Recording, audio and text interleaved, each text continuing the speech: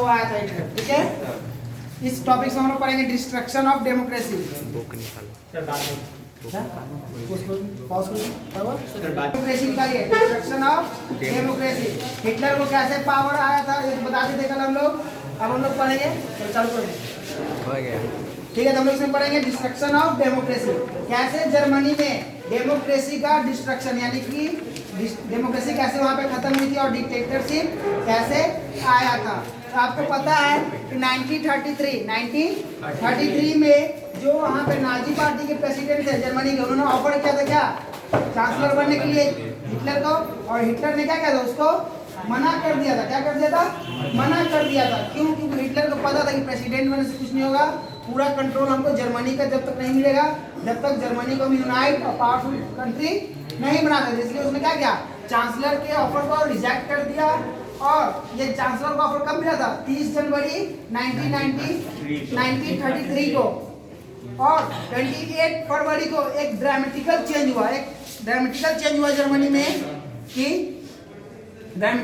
हुआ, जर्मनी में कि वो क्या हुआ वहां पे, वहां के पास में तो देखो यहाँ पे कैसे डेमोक्रेसी का वहाँ पे अंत हुआ और डिक्टेटरशिप कैसे जर्मनी में आया। तो जब उसको 1993 में जब उसको ऑफर मिला किसका, चांसलर बनने का जर्मनी का, तो उसने क्या किया, रिजेक्ट कर दिया।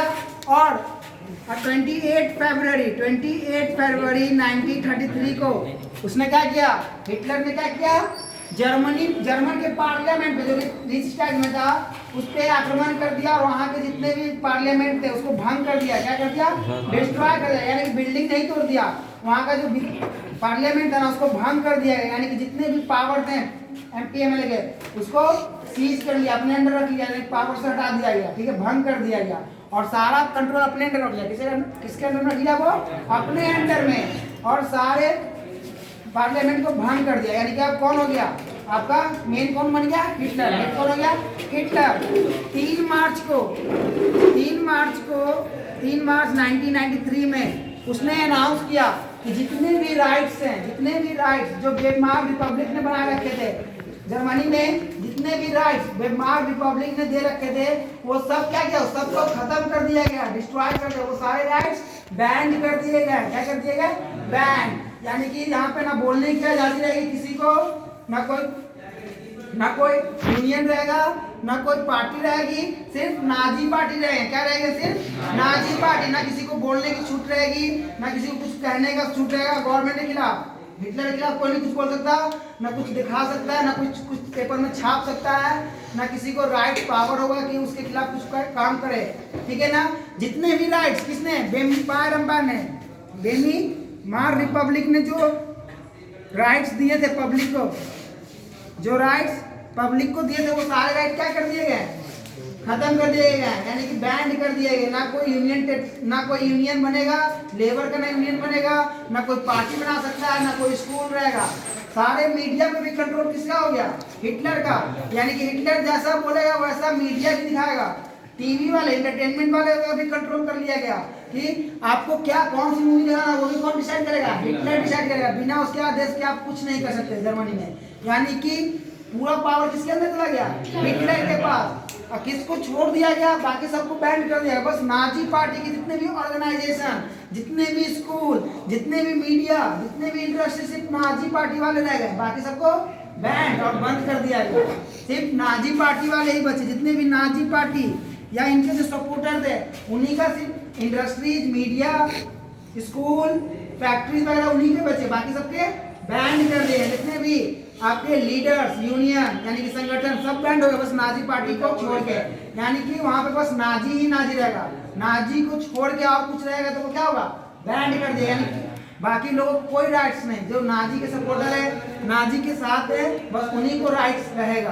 तो ये क्या है, तरह का डिक्टेटरशिप हो गया ना। ना आपको बोलने की आजादी है, ना एजुकेशन की आजादी है। अगर आप नाजी में हैं तभी आप बोल सकते हैं, आप एजुकेशन ले सकते हैं। ये डिक्टेटर हो गया, यानी कि सारा पावर किसके पास चला गया, एक आदमी के पास। यानी कि एक संगठन और एक आदमी के पास चला गया, यानी कि नाजी संगठन और हिटलर के पास सारा पावर चला गया। इसका मतलब यही है कि डेमोक्रेसी का क्या हुआ, डिस्ट्रॉय हो गया, वहां पर डेमोक्रेसी खत्म हो गया, डिक्टेटरशिप आ गया। पूछेगा question, how democracy destruction in Germany, question ये पूछेगा क्या कहेंगे, Hitler destroy the parliament of Germany in 18 February 1993 and 28 February 1933. ठीक है, then Hitler imposed a law on 3 March 1993 to ban all unions like worker, schools, party and all parties ban, control all media, papers, सभी को क्या किया अपने control में रख लिया, इंटरटेनमेंट, टीवी चैनल सबको अपने कंट्रोल में कर लिया, यानी and also band all rights that was established bye vampire Republic, यानी जितने भी राइट्स वेम्पायर रिपब्लिक ने लोगों को दिए थे वो सारे रूल क्या, सारे राइट्स क्या किया, बैंड कर दिया। यानी कि आपको राइट टू वोट दिया गया था, वो भी राइट टू वोट भी छीन लिया गया। ठीक है ना, किसी को वोट करने का भी अधिकार नहीं है, वहां पे इलेक्शन नहीं होगा, ये भी रूल पास करा दिया कि इलेक्शन अब नहीं होगा, सिर्फ नाजी पार्टी, और वो किसको छूट दिया, सिर्फ नाजी पार्टी और इसके अलायंसेस यानी कि इसके सपोर्टर को, नाजी पार्टी और उसके सपोर्टर को ही बस छूट मिला, बाकी सब पे बैन लगा दिया गया। इस तरह देखा गया कि जर्मनी में आपका डेमोक्रेसी का डिस्ट्रक्शन हो गया। ठीक है, और उसने क्या किया, जो उनके खिलाफ बोलता था उसको गेस्टेपो चैम्बर, गेस्टेपो चैम्बर वर्ड होगा देखो, है ना जी, गेस्टेपो चैम्बर है ना वर्ड, तो अगर उनके खिलाफ कोई भी कुछ बोलता था तो उसको गेस्टेपो चैम्बर में डाल दिया जाता है। कि गेस्टेपो चैम्बर एक तरह का आइसोलेटेड कैंप था जहाँ पे कैदियों को रखा जाता था, और आपको बिना कोई लीगल नोटिस दिए हुए पुलिस पकड़ के ले जाएगी, आपको बताया कि नहीं कि आपको आपकी क्या गलती है, सीधा पकड़ के जेल में बंद कर दिया जाएगा। एक तरह से आर्मी रूल लग गया था। ठीक है, तो जो उसके खिलाफ बोलता था हिटलर के खिलाफ जो बोला उसको गेस्टेपो चैम्बर में डाल दिया जाता था, यानी कि अब नाजी पार्टी के खिलाफ जो बोलेगा उसको गेस्टेपो चैम्बर में पकड़ अरेस्ट करके डाल दिया जाएगा, कुछ नहीं। ठीक है, तो गेस्टेपो चैम्बर आपको पता है गेस्टेपो चैम्बर क्या है। ठीक है ना, उसी के तहत जर्मनी में 6000 अप्रोक्सीमेटली 6000 लोगों को अरेस्ट कर लिया गया था जो इनके खिलाफ थे। तो ऐसा माना जाता कि एक शहर का, जैसे एक पटना शहर है ना, उसी तरह एक जर्मनी के शहर का आधी पॉपुलेशन को जेल में बंद कर दिया गया था।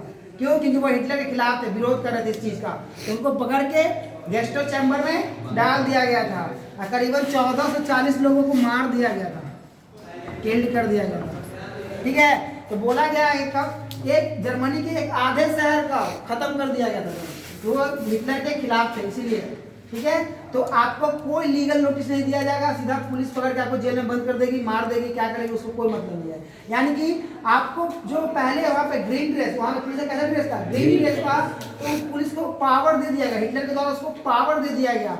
हिटलर ने अपने सिक्योरिटी के लिए एक नाजी स्पेशल फोर्स बनाया सर्वेलांस करने के लिए, यानी कि क्या करते इसको, नहीं जी, इसको क्या करते सर्वेलांस करने के लिए, क्या बोलते इसको, रॉ क्या करता है, नहीं रॉ क्या करता है, जासूसी करता है ना, तो जासूसी स्पाइस करने के लिए ना हिटलर ने एक नया फोर्स बनाया जिसको बोलते हैं सर्वेलांस फोर्स। बहुत तरह का फोर्स वहां पे डिफाइन कर रखा है, हिटलर ने बनाया। तो एक उसमें एक सर्वेलांस फोर्स भी था, एक स्पेशल आर्मी भी थी जो हिटलर के या नाजी पार्टी को सुरक्षा प्रोवाइड करती थी, सिक्योरिटी प्रोवाइड करती थी। एक सर्वेलांस ग्रुप बनाया जो नजर रखी थी उस लोगों पे जो हिटलर के खिलाफ थे। ठीक है, और साथ ही साथ जो पुराने वाली पुलिस थी ग्रीन ड्रेस वाली, उसको स्पेशल पावर दे दिया गया, उसकी पावर को इंक्रीज कर दिया गया कि कोई भी आदमी हो नाजी और नाजी के अलायंस के खिलाफ बोलते तो आप उसको पकड़ के जेल में डाल सकते हैं। तो ये स्पेशल पावर दे दिया सारे पुलिस को, और साथ ही साथ कुछ अलग से फोर्सेस तैयार किए गए, यानी कि नाजी पार्टी का आर्मी बनाया गया, नाजी पार्टी का एक फोर्स बनाया गया जो नाजी पार्टी को सिक्योरिटी दे, नाजी पार्टी के लिए एक सर्विलांस ग्रुप बनाया गया जो नाजी पार्टी ऐसे लोगों पर नजर रखे जो नाजी पार्टी के खिलाफ या उसके खिलाफ बोलने या उसको कुछ काम करने की कोशिश करते हैं, उस पर नजर रखने के लिए बनाया गया सर्विलांस फोर्सेस। ठीक है, अब आइए रिकंस्ट्रक्शन फिर से वहां पे कैसे, अब तो डिक्टेटरशिप आ गया, तब उस डिक्टेटरशिप के थ्रू वहां पे कैसे जर्मनी डेवलप किया। तो उसको पता था हिटलर को कि अगर इकोनॉमिकल ग्रोथ नहीं होगा तो जर्मनी का भी ग्रोथ नहीं होगा। तो उसने अपने करीबी एच जेलमर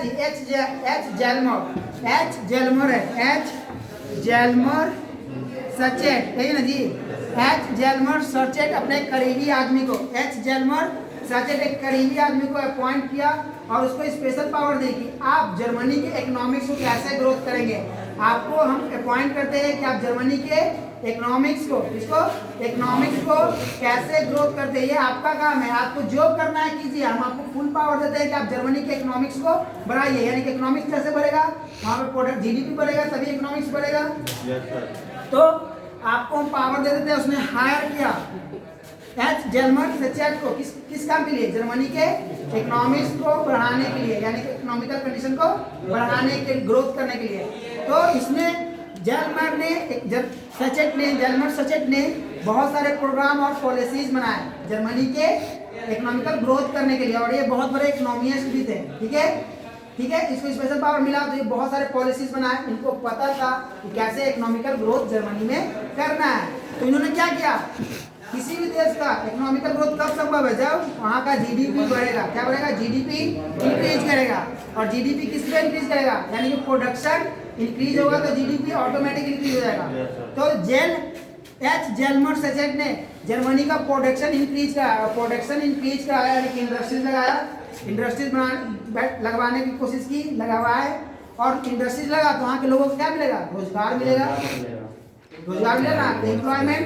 तो जो हिटलर वादा किया था कि हम सत्ता में आएंगे तो वहाँ के लोग बेरोजगारी खत्म करेंगे, इसका इकोनॉमिकल क्राइसिस ठीक करेंगे, तो उसने किया, फैक्ट्रीज लगाया, जीडीपी इंक्रीज कराया, प्रोडक्शन इंक्रीज हुआ तो एम्प्लॉयमेंट बढ़ा, फैक्ट्रीज में लेबर को काम मिलने लगा। तो ये दो वादा पूरा हो गया तो जर्मनी इकोनॉमिकल वेल डेवलप्ड हो गया, पैसा आने लगा, वहाँ के लोग बेरोजगार थे वो क्या हो गए, अब एम्प्लॉयड हो गए, तो एम्प्लॉयड हो गए, काम मिलने लगा। वहाँ के लोगों का गुस्सा थोड़ा कम हो गया और वो नाजी को और सपोर्ट करने लगे। ठीक है, शुरू में अच्छा लगता है, सपोर्ट करना स्टार्ट कर दिया, हमको रोजगार मिल ही गया, हमारा देश डेवलप कर ही रहा, तो हम लोग उसको सपोर्ट करने लगे वहाँ के लोग। ठीक है, उसके बाद हिटलर विदेशी फॉरेन पॉलिटिक्स में भी बहुत अच्छा था और उसने क्या किया, ऑस्ट्रिया के साथ मिलके फॉरेन ट्रीटी साइन की और ऑस्ट्रेलिया और जर्मनी एक हो गए, यानी कि एक जैसे सोच रखने वाले देश बन गए, यानी कि दोनों का सोच एक ही था और दोनों ने एक ही नारा दिया, one nation one empire, one people one empire और वन लीडर। एक देश, एक जैसे लोगों का एक देश होना चाहिए और उसके एक एम्पायर होना चाहिए और उसका एक लीडर होना चाहिए, यानी कि एक जैसे लोग मिलके एक देश बनाए और उसका एक लीडर होना चाहिए, तभी जाके आपका देश क्या होगा, स्ट्रांगफुल होगा। तो हिटलर ने यही बोला कि हमारे यहाँ सिर्फ नाजी होने चाहिए, यानी कि वन पीपुल, यानी कि सिर्फ नाजी होना चाहिए और तभी जाके हमारा जर्मनी क्या बनेगा, एक एम्पायर, स्ट्रॉन्ग एम्पायर बनेगा और उसका एक लीडर होगा, कौन, मैं। और ऑस्ट्रेलिया और हम जर्मनी ने मिलकर आपस में संधि करके ये नारा दिया अपने अपने देशों के लोगों के बीच और दोनों क्या हो गए, बहुत पावरफुल देश बन गए, यूनाइट हो गए। वहाँ के लोगों को भी पता लगे कि हाँ एक जैसा लोग रहेगा तो यूनाइट रहेंगे और एक जब यूनाइट हो जाएंगे तो एक पावरफुल कंट्री भी बन जाएगी और उसका एक लीडर भी पावरफुल बन जाएगा। तो उसने ये भाषण दिया। ठीक है, ये कब दिया था, 1938 में। ये भाषण कब दिया था, 1938 में। तो हिटलर बहुत तेज था, डिक्टेटर तो था ही, पावरफुल स्पीकर था ही और वो विदेशी राजनीति में भी बहुत तेज था। उसने क्या किया, 1938 में ही जो एलाइड पावर उसके ग्रीनलैंड वाले जब जगह पे कब्जा कर रहे थे, रिसोर्स वाले, उसको भी वो वापस ले लिया, झगड़ा करके नहीं, समझौता करके। ट्रीटी ऑफ ब्रस्टाइल जो था उसमें फ्रांस के साथ वो ट्रीटी किया, फ्रांस और इटली के साथ मिलकर ट्रीटी साइन किया और उसके उसने क्या किया, ग्रीनलैंड वाला जगह को वापस ले लिया। क्या ले लिया, वापस ले लिया, जिससे लोग आगे और खुश हो गए और जर्मन वाले को लगने लगा कि हाँ अब हमारे आत्मसम्मान डिग्निटी वापस मिल गई और इसका सपोर्ट और बढ़ गया नाजी का वहाँ के लोगों को। ठीक है, तो इस तरह से रिकंस्ट्रक्शन किया जर्मनी। हिटलर ने क्या किया, जर्मनी का जो पूरा हाल था उसको सही करने में ऐसे सही किया उसको। ठीक है, अब लास्टली हिटलर की भूख रुकी नहीं, उसकी पावर बढ़ाने की जो भूख थी वो आगे बढ़ती गई, सोचता रहा कि और कैसे पावर बढ़ाएगा और इस पावर को बढ़ाने में इंग्लैंड का भी सपोर्ट था। उसने इंग्लैंड ने क्या किया, बिना कुछ बोले चुपचाप बैठा रहा और उसका तमाशा देखते रहा, यानी कि एक तरह से सपोर्ट कर रहा है बिना बोले, तुम जो भी करो तुम्हारे साथ में। और इस तरह से उसने ग्रीनलैंड भी ले लिया और इंग्लैंड कुछ नहीं बोला, इंग्लैंड चुपचाप बैठा रहा। इससे जर्मनी को लगा कि इंग्लैंड भी हमारे सपोर्ट, उसको लगा सपोर्ट नहीं करा, वो चुपचाप बैठा देख रहा था।